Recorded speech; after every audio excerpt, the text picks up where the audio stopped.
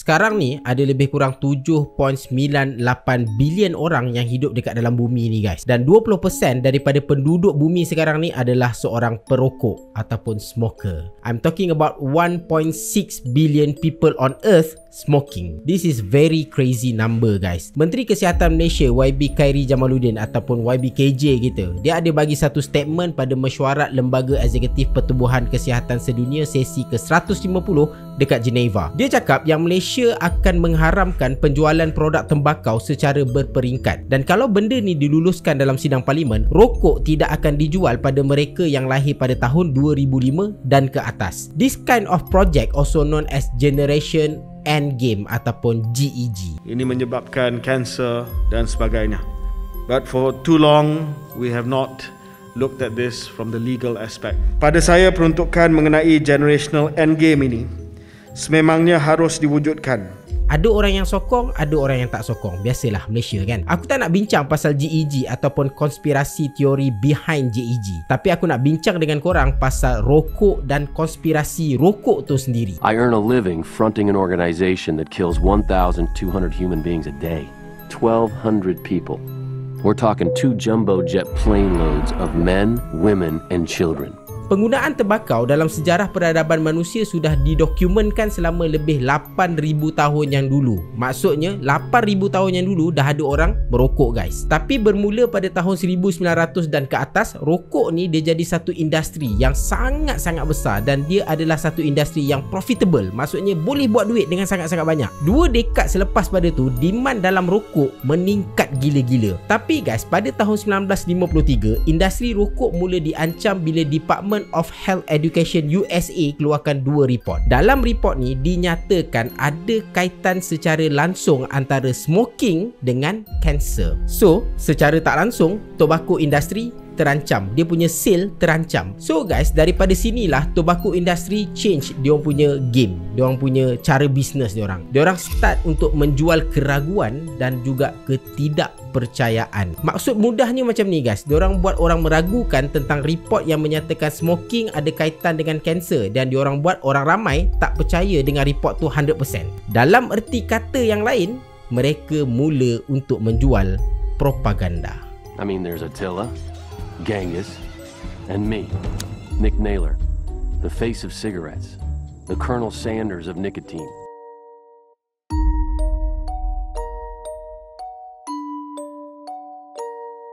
Edward Bernays, seorang lelaki Austria yang berketurunan Yahudi. Dia try untuk masuk askar pada tahun 1917 dan pada masa tu Amerika declare war dengan Jerman. Tapi malangnya atas sebab-sebab yang tertentu dia tak terpilih. Dia tak putus asa guys. Dia nak sangat-sangat jadi askar. Lastly dia try untuk convince Amerika punya askar, which is dia boleh memberi sumbangan yang besar dalam perang yang berlaku pada tahun 1917 ni. Dia cakap dia adalah seorang yang sangat-sangat pakar dalam menyebarkan propaganda. Akhirnya dia berjaya masuk dalam askar dan kerja dia adalah untuk menyebarkan propaganda supaya masyarakat dunia support Amerika dalam memerangi Jerman. Pendek cerita, perang tamat dan dia buat kerja dia dengan sangat-sangat bagus. Selepas perang tamat, Presiden Amerika pada masa tu Woodrow Wilson suruh dia datang dekat conference dekat Paris untuk minta dia set up new propaganda atas propaganda yang dia pernah buat. Dan sekali lagi dia berjaya dan dia dikenali sebagai legenda dalam propaganda ataupun bapa kepada propaganda. Pada tahun 1929 ada seorang presiden tobacco industry dekat Amerika bernama George Washington Hill minta Edward ni tolong dia guys. Pada masa tu bisnes rokok semua okey-okey je, tak ada masalah pun, sale ada, untung ada. Tapi si George ni nak Edward buat satu propaganda yang boleh pecah tradisi orang tentang smoking ni. Pada awalnya aktiviti merokok ni lebih dikenali pada golongan lelaki, dia dominan pada lelaki. Sebelum abad ke-20 kalau ada perempuan yang merokok, so benda tu macam aneh, benda tu macam tak nice. Dan kalau ada perempuan yang smoking juga dekat public, so perempuan ni mesti dilabelkan sebagai perempuan jalang. Itu adalah tanggapan masyarakat pada wanita merokok pada masa tu. Presiden tobacco ni dia nak pecahkan ideologi tu sebab dia nak buat keuntungan yang jauh lebih besar. So guys,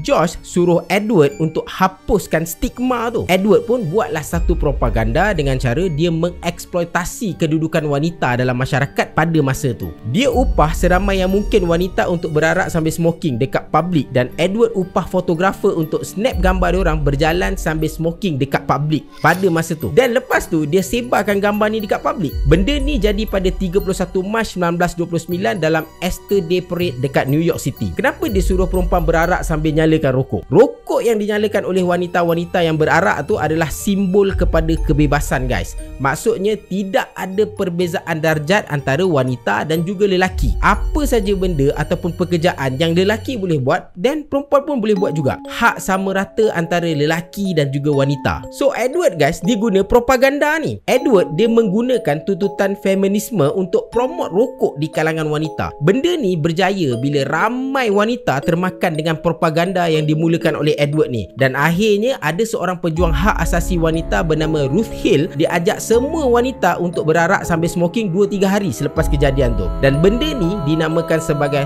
Torch of Freedom, yang mana wanita-wanita yang ada dekat Amerika pada masa tu menyatakan mereka nak layanan hak sama rata seperti mana apa yang lelaki dapat. Tak kira lah dalam apa benda sekalipun. Sebagai contoh, dalam konteks cerita ni, kalau lelaki tu dia smoking dekat public, orang tak cakap apa-apa, wanita pun dia nak layanan yang sama. Jangan label diorang ni sebagai perempuan yang jahat ataupun jalang kalau diorang smoking dekat public. Pada awalnya diorang smoking bukan sebab ketagih, tapi diorang nak sampaikan mesej pada dunia tentang hak sama rata antara lelaki dan juga wanita. Tapi guys, lama kelamaan mereka menjadi ketagih. Sebab apa? Ada nikotin. Dan akhirnya diorang jadi permanent smoker. Kesan dia apa, guys? Josh selaku Presiden America Tobacco Company pada masa tu untung jauh lebih besar daripada apa yang dia dapat sebelum ni. Sebab apa? Jumlah perokok bertambah secara mendadak.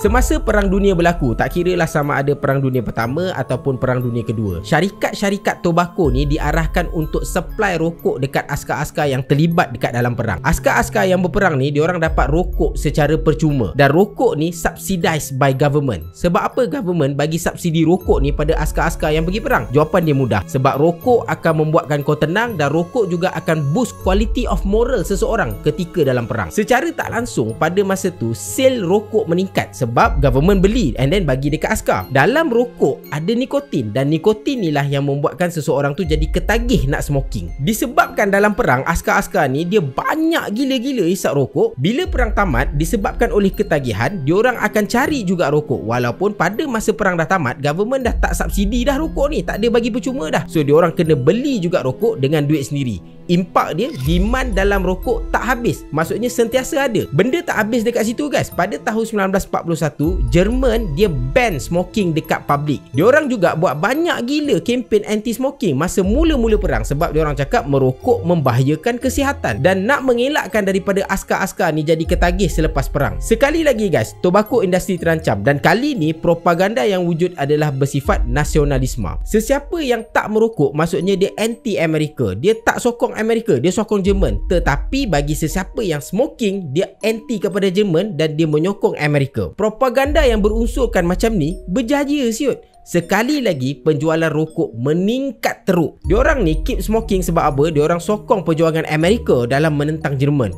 That's all. Benda ni still lagi tak cukup untuk tobacco company. Diorang start untuk buat kempen yang jauh lebih gila daripada ni sebab diorang nak kaut untung yang jauh lebih banyak daripada ni.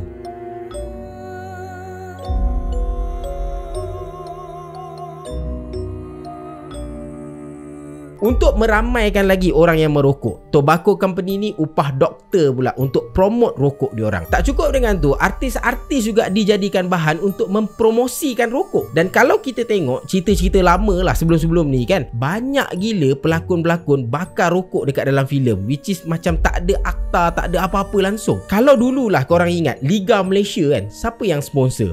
Brand rokok kan. Marketing diorang bertukar, guys, lepas pada tu. Kalau sebelum ni rokok dipromosikan secara senyap, tapi masa tu pula rokok dipromosikan secara terang-terangan. Kenapa benda ni boleh berlaku pada masa tu? Sebab mereka mewujudkan satu propaganda yang dipanggil alternative facts. Sedia maklum, guys, rokok membahayakan kesihatan. Kalau tanya pada orang yang isap rokok pun, dia orang akan cakap rokok tu sangat-sangat bahaya. Tapi tobacco company juga perasan yang kepercayaan manusia ni akan bergoncang bila ada satu fakta lain dari fakta yang asal. Apa yang diorang buat, guys? Pertama, diorang akan cari doktor-doktor yang against rokok ni dan kemudian dia carilah cerita-cerita cerita buruk pasal doktor tu dan dia bagi tahu dekat public. Dia macam dia orang buat gosip lah pasal doktor-doktor ni. End up masyarakat mula meragukan statement doktor-doktor yang against rokok ni sebab reputasi dia orang tergugat kerana gosip-gosip liar. Yang kedua pula, dia orang publish a lot of report yang menyatakan rokok tu tak bahaya sangat. Dia bahaya tapi dia tak bahayalah sangat. Contohnya, korang pernah dengar tak ucapan macam ni? Atuk aku isap rokok sampai umur 80. Elok mati pun bukan sebab mati sakit jantung, mati sakit tua. Isap rokok boleh, tak ada masalah, tapi dia kena balance, dia kena exercise. Kalau kau tak exercise dan kau isap rokok je, itu yang jadi sakit tu. Kalau kau exercise, dia tak ada apa-apa, dia macam cover balik, dia macam balance lah. Aku yakin gila guys, ramai orang yang pernah dengar ucapan-ucapan yang macam ni. Masalah dia sekarang, siapa yang boleh membuktikan benda-benda ni semua betul? Daripada mana datangnya hujah-hujah ni guys? Yang ketiga guys, diorang akan hantar orang yang pandai bercakap untuk menegakkan hujah bahawasanya rokok tak bahaya sangat. Dia bahaya tapi dia tak bahaya sangat. Sebabnya masyarakat akan lebih percaya pada orang yang pandai bercakap berbanding dengan orang yang tak pandai bercakap. Ini kira macam game of psychology lah. Benda ni kalau korang renung betul-betul, berlaku sekarang guys. Bila YBKJ cakap dia propose GEG, Generation Endgame, ramai tak orang yang cakap GEG adalah part of Illuminati ataupun part of New World Order? Sebahagian daripada mereka ni membangkang secara total apa yang dicadangkan. Diorang kaitkan apa sahaja yang cuba dilakukan oleh government dalam isu rokok ni dengan New World Order, dengan Illuminati, dengan Freemason. Kadang-kadang kita yang dengar ni pun rasa macam betul juga apa yang brother ni cakap. Betul lah, memang agenda Illuminati lah. Tapi guys, berbalik pada tajuk propaganda rokok. Adakah mereka ni sekadar jadi alat dalam mewujudkan propaganda bagi menyelamatkan industri rokok? Bagi memastikan rokok akan terus dibeli oleh generasi-generasi akan datang. Adakah nasib mereka sama seperti wanita-wanita yang menuntut hak layanan sama rata dengan lelaki dan askar-askar yang pergi perang macam aku ceritakan tadi? Cuba kita fikirkan.